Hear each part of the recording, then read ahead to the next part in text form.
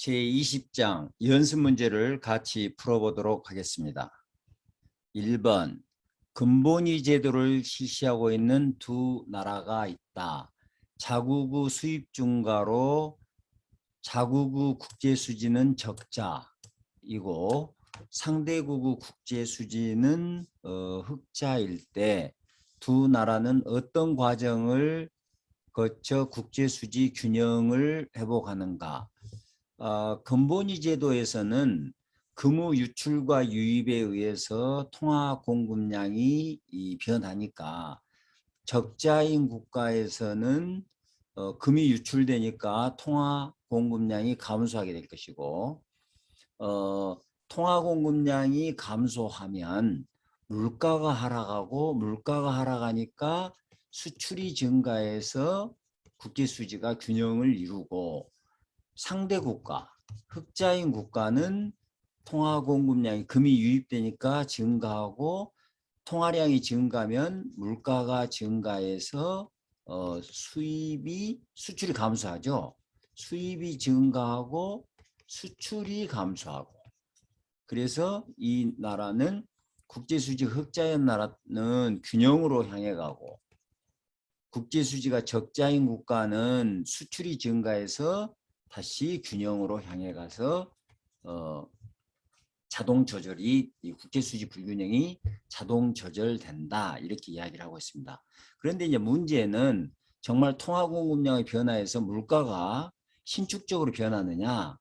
우리가 앞에서 공부했듯이 통화량이 변할 때 물가가 변한다는 것은 단기적으로는 어렵잖아요. 이건 장기적인 현상이니까 실제로 근본위 제도에서 이 물가의 변화가 신속하게 이루어지고 그 물가의 변화에 의해서 국제수지가 균형이 됐다는 이런 자동 조절 기능은 잘 작동되지 않은 것으로 나타났습니다.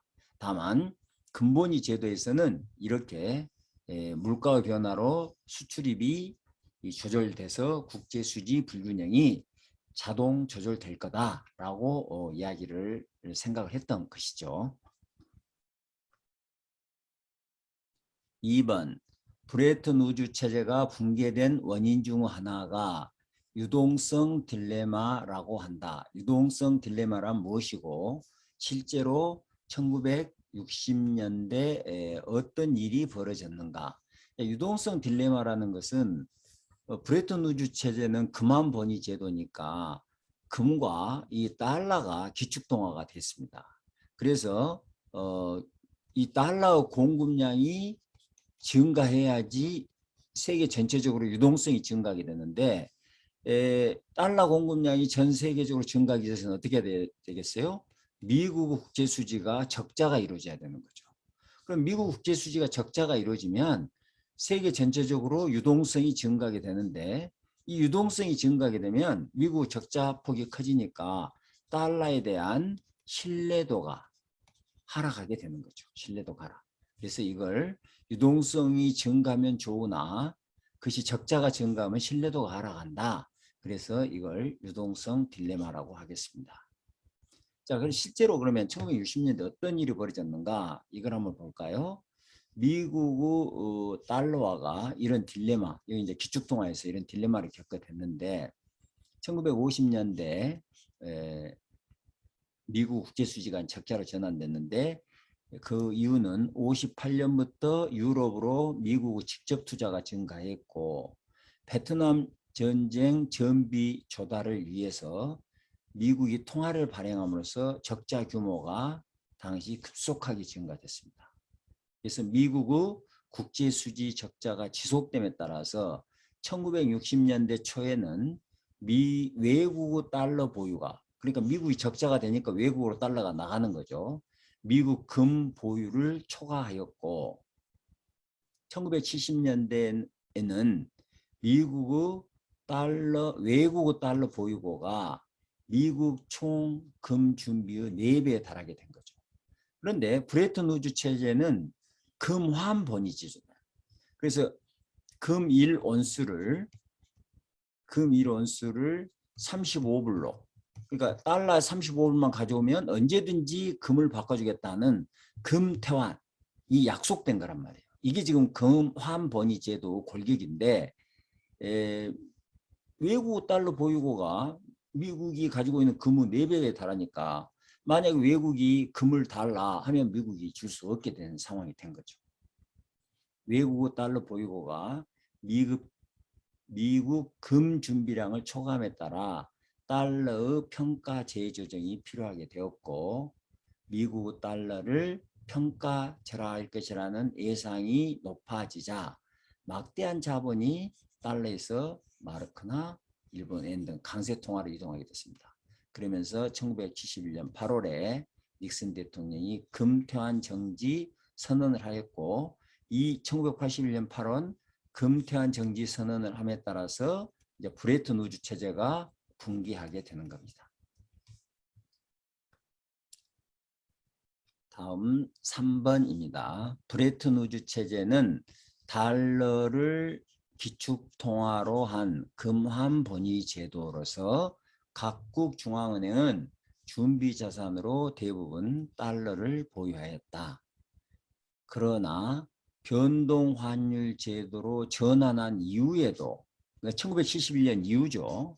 이후에도 준비통화로서 달러 역할은 줄지 않고 있다. 이것을 네트워크 외부성으로 설명하라. 네트워크 외부성이라는 것은 간단하게 설명하면 이런 겁니다. 지금 우리가 마이크로소프트 워드라는 소프트웨어를 쓰고 있고 또 우리 한글을 쓰는데 한글이라는 소프트웨어를 쓰는데 만약에 내 친구가 10명이 있는데 10명 중에서 8명이 한글을 쓰고 있고 2명이 이 워드를 쓰고 있다면 2명이 워드를 쓰고 있다면 어떻겠습니까 여러분들? 내가 다른 사람하고 소통할 때 워드를 쓰는 것보다는 한글을 쓰면 더 많이 소통할 수가 있잖아요. 그러다 보니까 나도 이 한글을 선택하게 된다 하는 게 네트워크 외부성입니다. 자, 그래서 내가 어떤 나라가 다른 나라하고 거래를 하고 있는데 이 거래를 하는 나라들이 전부 달러를 쓰고 있다면 나도 기축통화로 달러를 쓰는 게 편하다. 다른 나라들이 유로를 쓰고 있으면 나도 유로를 쓰는 게 편하다 하는 게 네트워크 외부성이 되겠습니다. 여기 적어진 내용은 뭐 여러분들이 한번 읽어보시면 되겠습니다. 4번 동구와 소련에서 독립한 전환 국가들이 이 어떤 기준 통화를 선택했는가를 봤더니 유로를 채택한 나라와 달러를 채택한 나라들로 구분되더라 이거예요. 이 동구와 소련에서 전환한 국가들이 모두 유로를 쓰거나 모두 달러 쓴 게 아니라 어떤 국가는 유로, 어떤 국가는 달러를 쓰더라는 이야기죠. 그 나라들의 채택 기준이 뭘까? 채택 기준은 네트워크 외부성이 되겠습니다. 보시면 시장 경제로 전환한 대부분의 동구 국가들은 독일 마르크화, 또 유로 통화위원회는 유로가 되겠죠. 기준 통화를 선택하고 소련에서 독립한 국가들은 대부분 달러를 기준 통화로 선택을 했다 이거예요. 왜 그랬을까요? 소련에서 독립한 국가들이 상대한 거래하고 있는 국가들은 주로 달러를 기준 통화로 쓰고 있었고 동구에서 동구 국가들이 주로 거래하고 있는 국가들은 독일 마르크화를 기축통화로 쓰고 있었기 때문에 그랬다. 이렇게 이해하시면 되겠고 이것이 네트워크 외부성이라고 설명할 수가 있겠습니다. 여러분들이 이 내용은 한번 시간 전략을 읽어보시고 시간 전략을 위해서 넘어가도록 하겠습니다. 5번 다음의 경우가 최적 통화 지역의 참여에 어떤 영향을 미치는지 설명하라. 최적 통화 지역에 참여했을 때 영향이 뭔가 하는 것을 설명해 보라 이거예요. 수출과 수입의 변동과 같이 생산물 시장의 교란이 빈번한 경우 그 다음에 2번은 화폐에 대한 수요 변동과 같이 화폐 시장의 교란이 빈번한 경우 생산물 시장의 교란이 빈번한 경우에는 변동환율 제도를 채택했을 때 부작용이 적고 화폐 시장의 교란이 빈번한 경우에는 고정환율 제도를 채택하는 것이 이 부작용이 적다고 우리가 앞에서 배웠습니다. 자, 그러다 보니까 최적 통화 지역은 뭡니까? 고정환율 제도죠. 완벽한 고정환율 제도란 말이에요. 그래서 1번 같은 경우에는 변동환율 제도를 채택하는 게 좋으니까 최적 통화지역에 참여하면 문제가 있다고 봐야 되겠죠. 생산물 시장의 교란이 빈번하면 환율을 고정했을 때 손실이 커진다. 따라서 이 경우에는 최적 통화지역에 참여하는 게 적절하지 않다. 왜냐하면 변동환율 채택하는 게 좋으니까. 그 다음에 화폐시장의 교란이 빈번한 경우에는 환율을 고정하면 생산물 시장에 미치는 부정적 영향이 줄어든다. 부정적 영향이 줄어든다. 그래서 이 경우에는 최적 통화지역에 참여하는 게 좋다. 고정환율제를 채택하는 게 좋으니까 이런 나라는 최적 통화지역에 참여하는 게 좋다. 이렇게 생각하시면 되겠습니다. 6번 최적 통화지역의 조건에 의하면 경제구조가 유사하거나 지역 내 국가 간 노동 이동이 자유로워야 한다. 그 이유는 무엇인가? 경제 구조가 유사해야지. 예를 들면 A라는 국가가 있고 B라는 국가가 있는데 이 A라는 국가하고 B라는 국가가 최적 통화지역을 형성하게 되면 단일 경제정책을 써야 되잖아요. 자, 그런데 경제 구조가 유사하면 예를 들면 오일샥이 벌어졌다.